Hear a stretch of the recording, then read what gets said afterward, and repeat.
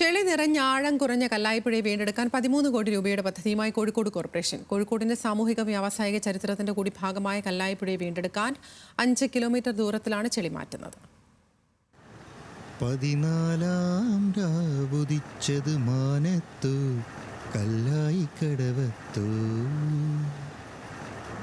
17 പൂവിരിഞ്ഞത് മുറ്റത്തു മുന്നാഴി കവിളത്തു 14 രാവുദിച്ചത് മാനത്തു കല്ലായി കടവത്തു. കോഴിക്കോട്ടുകാരുടെ വൈകാരികാനുഭവങ്ങളോട് ചേർന്ന് നിൽക്കുന്ന ഇടമാണ് കല്ലായിപ്പുഴ. രാജ്യത്തെ പ്രമുഖ തടി വ്യവസായ കേന്ദ്രമെന്ന നിലയിൽ പ്രസിദ്ധമായിരുന്ന ഒരു പ്രദേശമായിരുന്നു കല്ലായി.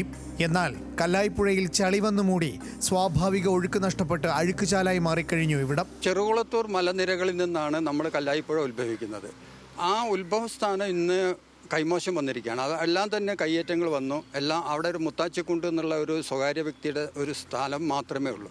അതിന് 2 നീർച്ചോലകൾ വലിയൊരു കോർപ്പറേറ്റ് സ്ഥാപനം കയ്യേറി അവിടെ തടയണ കെട്ടി ഈ പുഴയിലേക്കുള്ള ഒഴുക്ക് തന്നെ ഇല്ലാതായിരിക്കുക. കല്ലായിപ്പുഴ എന്നുള്ളത് നമ്മളെ കോഴിക്കോട്ടുകാരുടെ ഒരു സ്വകാര്യ അഹങ്കാരമായിരുന്നു. കാരണം അത്ര കണ്ട് പരിസ്ഥിതിയുമായിട്ട് അതേപോലെ തന്നെ ചരിത്രവുമായിട്ട് ഏറ്റവും കൂടുതൽ ബന്ധപ്പെട്ടിരുന്ന ഒരു പുഴയായിരുന്നു. ഏറ്റവും വലിയ വ്യവസായ കേന്ദ്രമായിരുന്നു കല്ലായി എന്നുള്ളത്. അപ്പോൾ ഇന്ന് കല്ലായിപ്പുഴ വളരെ നാശോന്മുഖമാണ്.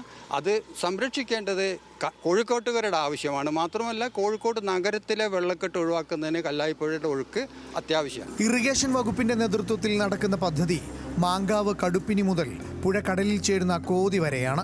4.2 കിലോമീറ്റർ ദൂരത്തിലാണ് 2.7 മീറ്റർ ആഴത്തിൽ ചെളി നീക്കുന്നത്. 12 കോടി 98 ലക്ഷം രൂപയുടേതാണ് കോർപ്പറേഷന്റെ പദ്ധതി. എസ്റ്റിമേറ്റ് പ്രകാരം 3,29,000 ക്യൂബിക് മീറ്റർ ചെളിയാണ് മാറ്റുന്നത്.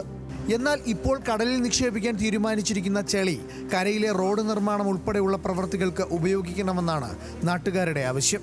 ഇപ്പോൾ ചെയ്തുകൊണ്ടിരിക്കുന്നത് ജനങ്ങളുടെ കാശെടുത്തുകൊണ്ട് ആൾക്കാരുടെ ഇടയിൽ കണ്ണിൽ പൊടിയുന്ന ഇടുന്ന രീതിയിൽ ചളി വാരുന്നു അല്ലെങ്കിൽ ആഴം കൂട്ടുന്നു എന്ന് പറഞ്ഞുകൊണ്ട് ഒരു വിഡ്ഢിത്തമാണ് ചെയ്തുകൊണ്ടിരിക്കുന്നത്. അത് വാരിയ ചളിയും മണ്ണും എവിടെയാണ് ഇവർ നിക്ഷേപിക്കുന്നത്? കടലിൻ്റെ അപ്പുറത്തേക്ക് ഏതാനും ഫർലോങ്ങുകൾ അപ്പുറത്തേക്കാണ് കൊണ്ട് നിക്ഷേപിക്കുന്നത്. അത് വേറെ കരയിലേക്കും അല്ല കൊണ്ടുവന്നത്. യഥാർത്ഥത്തിൽ അത് ഇന്ന് ഉപയോഗപ്പെടുത്താനുള്ള മാർഗങ്ങളും ഉണ്ട്. ഇപ്പം NH അല്ലെങ്കിൽ ബൈപ്പാസിനെ സംബന്ധിച്ച് മണ്ണ് കിട്ടാത്തതിൻ്റെ പേരിൽ പണി നീണ്ടുപോയി എന്ന് അതിനോട് ബന്ധപ്പെട്ട മന്ത്രി തന്നെ പറയുകയുണ്ടായിട്ടുണ്ട്. കല്ലായി എന്ന് പറയുന്നത് ലോക പ്രശസ്തമായ മരവ്യവസായമായിട്ട് അറിയുന്ന ഒരു പ്രദേശമായിരുന്നു.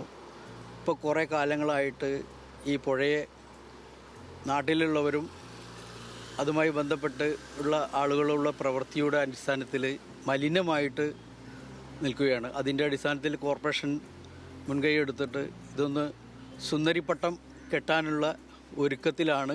അതിനുള്ള എല്ലാ തയ്യാറെടുപ്പും മണൽ നീക്കി ചെളി നീക്കി വാരി കൊണ്ടുപോയി കടലിൽ നിക്ഷേപിക്കാനുള്ള തയ്യാറെടുപ്പിലാണ്. അതിനുള്ള എല്ലാ യന്ത്ര സാമഗ്രികളും കോഴിക്കോട് കോതിപ്പാലത്തിനടുത്ത് എത്തിക്കഴിഞ്ഞു.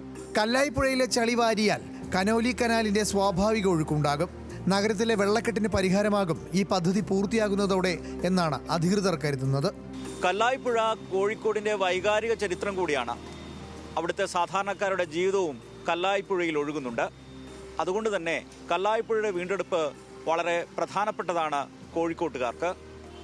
കോഴിക്കോട് കല്ലായിൽ നിന്നും ക്യാമറമാൻ ഷാഫിക്കൊപ്പം രതീഷ് വാസ്തവൻ, ന്യൂസ് മലയാളം.